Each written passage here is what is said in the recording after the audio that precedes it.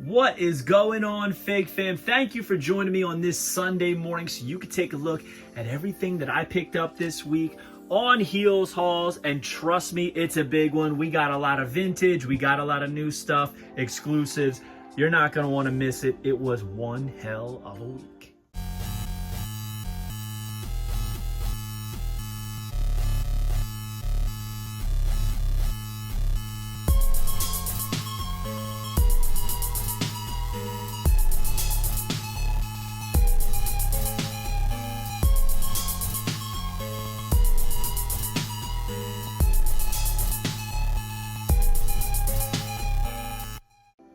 Alright guys, so I've been getting a lot of questions as to whether or not I'm going to be doing a new updated room tour. Yes, I am, but it's going to take a little bit of time because I'm still finishing up some loose ends in the room, cleaning up some shelves to make space for upcoming figures, as you can see, because we got a lot on the way. But we're going to talk today about everything that I picked up this week, starting off with these official Heels and Faces Zombie Sailor toy figures of Kevin Sullivan's and the limited to only 925 Jack Tunney. Now this Jack Tunney is very, very similar to the original Jack Tunney. I mean, it's almost identical, slightly different shade in the suit. But the thing that sent me into purchasing this is the original one. You'll notice he has that the horrible teeth, man. They're like spaced out. His gums look horrible. Gingivitis Jack, as I call him. Well, they fixed the mouth on this one, and it looks more like the man, so I had to pick it up myself to see in hand, and I dig it. And I've loved that Kevin Sullivan, so since they did the Memorial Day sale, I had to pick him up, and I'm so glad that I did. Speaking of which, also ordered this on Memorial Day and already got it in. The Bully Ray limited to 300. This was supposed to be a live show exclusive with Bully Ray, but because of scheduling conflicts, he could not get there. So they said they would release it at a later date, and here it is, that hardcore 5150. Live the madness, the shorts. I always love these knee pads with the hole in them. He's got the one elbow pad, tattoos. I mean, this figure is awesome. And look at the head sculpt. It looks just like Bully Ray if he were to have a WWF Just Toys Bend-Em, which honestly, I wish that the Dudley Boys did. So maybe, maybe at some point we can get some major ones. Who knows? Then my pro wrestling crate came in, and you might have seen it. I was stoked, and the only reason I ordered it was for these Micro Brawlers. I knew they were going to be the Micro Brawlers, and then they leaked Violent J, Shaggy 2 Dope. I was hoping for some chases, but that's okay. We will wait in the bushes. We will wait in the blind, just waiting for a good priced one to pop up on eBay. But man, these are awesome. The Psychopathic Records jerseys. They're doing the Wicked Clown hand signs with Violent J, the middle fingers with Shaggy 2 Dope. I love the likenesses. These are like Amazing Jekyll Brothers era ICP, so I am down for it. I really, really dig these. Then Macho Fran and I went on a little fig hunt to Target, and we found this bad boy right here, Batista in the greatest hits, and we passed on it. Then my pops hit me up. He found one. He was like, "Are you sure you don't want this?" I was like, "I mean, I do, but I don't buy every figure, you know what I mean?" Sure enough, next time I saw my pops, he had this for me, so I appreciate it. Love you, Papa Figs. He was like, "It was too cool. He's in a referee shirt." I'm like, "I know, that's why I like it." Very, very cool figure. I love that the back of it is ripped. Can't wait to unbox it. I wish the sleeves were ripped, kind of like in real life, but I get it. It's enough.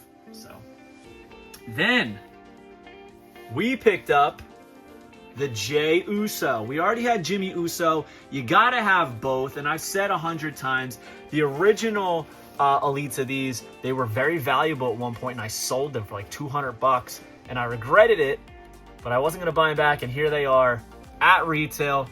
Better articulation, better paint apps, and just a little bit more accurate. So I'm stoked to add this to the collection. Can't wait to do a double unboxing of both Usos. Then my man Mitch from Hastel Toy, we gotta talk about these. He sent over my order for the Grapplers and Gimmicks, the newest drop, which features Rhino, Tully Blanchard, and Arn Anderson. Now this Rhino is an incredible likeness. I mean, look, it looks just like him. But my favorite part is that he has those hairs just streaming in front of his face, just like he does in real life, you know what I mean? This figure is thick. His arms are wrapped up just like he does. The short boots. He's got the girthy legs. You love to see it, man. This thing looks just like the man. Then we got the Brain Busters, and I'm a big Arn fan, and I think this Arn is awesome. Looks just like him. Check this out. My favorite part, the bald spot. They did a great job on it. He's got the double A on the trunks, black knee pads, the red and white boots, and Tully in the contrasting gear with the black trunks, red knee pads, and the red and white boots. Pretty good likeness on Tully too, but I do think the torso is better fitting for Arn. Maybe if it was a little bit smaller, it'd be for Tully, but they're not going to pay to have 2 molds for these figures. It's expensive. It's very expensive, so I understand why they utilize it. And honestly, I think it looks great. Initially, they were going to be a little bit bulkier, and he downsized them a little bit. I like this. But now, on to the stars of the show. We got Al Snow, we got Leif Cassidy, and we got Marty Jannetty in his 3rd retro rendition. Oops, excuse me. Over here, his first from the original Rockers, and those green and purple.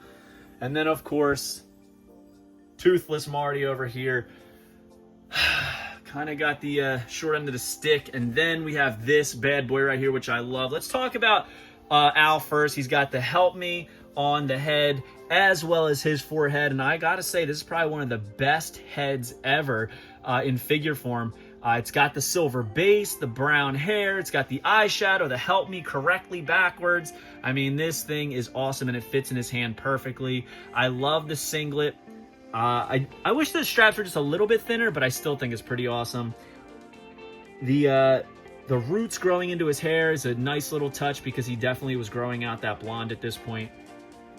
Leif Cassidy. I mean, look at this thing. This thing looks just like him. And he's in a completely different pose than that of Marty Jannetty. Same torso, same legs, different arms make it look so different. That smile is a classic Al smile, as you can see right there. It looks just like him, the hair coiffed in the front. They got the confetti on the boots as well as the wrist gauntlets with the streamers. And there we have Marty Jannetty. He was a little bit bulkier then, so it makes sense to me. You'll also notice that their skin tone is a little bit different, which I think is a nice touch. You don't often see that with tag teams. He did the same thing with Arn and Tully, as you'll notice. Arn's a little bit more tan, but it's a nice way to separate the 2 figures in a 2-pack. So I dig these. These are available now on HastelToy.com. I think I have every Hastel Toy release, so it's hard for me to stop now, right? Then an Amazon order came in. I picked up the Archer of Infamy. We're talking about Damian Priest. Send your money in the bank. He comes in that Skeletor gear. 3 heads. We got the smiling head, the screaming head, and the stoic head, which I think is unbelievable. The hair is awesome. Tattoos look great. The Send Your Money in the Bank briefcase is a chef's kiss. And look at that entrance gear. Cannot wait to unbox this on the channel. I think it's going to be incredible. Man, I freaking love this figure so much. Look at that. That is going to look badass on the shelf. So, shout out to Mattel for all the great things they're doing. Then, my order from Jazzwares Vault came in. AEW Archive. We know what this is. The Golf Cart 3-pack. Very controversial release right here. But honestly, after getting in hand, guys, I love this. And this is not sponsored. I paid for this. I don't know why everybody thinks that I didn't. I love this. And other people I know who picked it up are like, it's so much better in hand. It is. Now, the lighting doesn't do it justice because of the plastic, but people ask me, do you think this would look good signed? I think it would look freaking excellent signed. It's very flat plastic for perfect signatures with the paint pen. Biggest discrepancy I'm noticing is Fig Cave pointed out that Matt was actually driving, not Kenny, and that didn't even cross my mind until he said that. And I was like, holy crap, he's right. He's right. So I love that they have like essentially a loose Sammy Guevara just chilling on the front of this thing.